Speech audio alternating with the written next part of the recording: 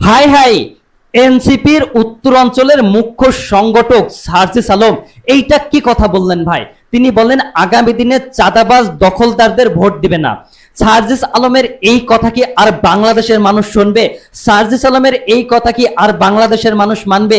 বাংলাদেশের মানুষ, আমাদের দেশের মানুষ ব্যক্তি দেখে নয়, দল দেখে প্রার্থী নির্বাচিত করে। ব্যক্তি আসলে কেমন, ভালো কি না মন্দ, সেটা দেখার বিষয় নয়। দেখার বিষয় হচ্ছে ওই ব্যক্তি আসলে কোন দলের প্রতিনিধিত্ব করছে। অনেকে আবার দলও বোঝে না, প্রার্থীও বোঝে না, বুঝে শুধু মাল্য হাতে একখানা 500 টাকার নোট ধরে দিয়ে যদি বলা যায় ভোট দিতে হবে, তাহলে সে তার ভোটার অধিকার প্রয়োগ করে দিবে।